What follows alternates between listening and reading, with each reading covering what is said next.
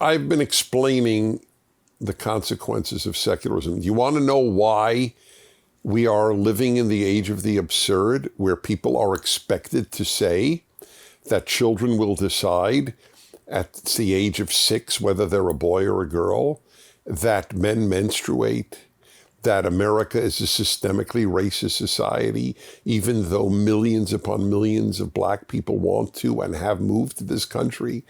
I mean, the list of absurdities, I actually have a column out. You should get it. You don't have to get it. I mean, access it. It's free. Just write Dennis Prager, The Age of Absurdity, or The Absurdities We Believe, whatever the title was. And I have a list. I mean, just really crazy stuff. It's all because of secularism. As G.K. Chesterton, an English thinker living the late 19th and early 20th century, he is reputed to have said, we don't know for a fact that he said it, but I know I didn't say it, so I got to give credit to somebody. When people stop believing in God, they don't believe in nothing. They believe in anything. That is the summary of the age in which we live. Dostoevsky, the great Russian novelist, in his great novel, Brothers Karamazov, wrote, "Where there is no God, all is permitted." That is exactly what has happened also.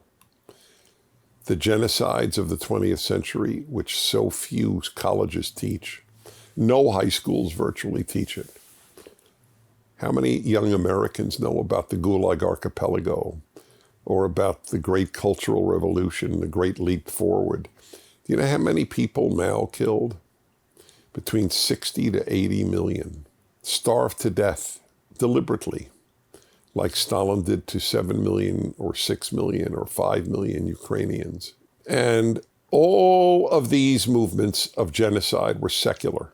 That's why if you ever hear, oh, more people have been killed by religion in the name of God than anything else, it's just not true.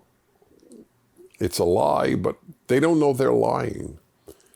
That's the propaganda that they've picked up.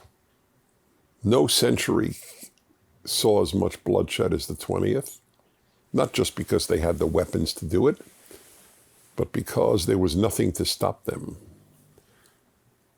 When people think that God will judge them for their behavior, they might act a little better.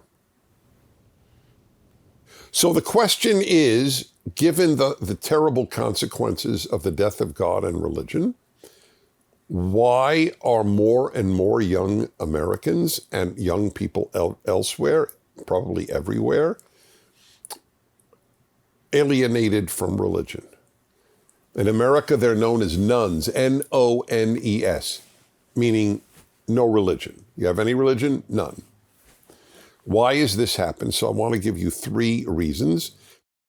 Big tech censorship continues to be a big challenge for PragerU, and it's more important than ever that our audience watches our content on our platform. To continue watching this episode of the Fireside Chat, go to PragerU.com today.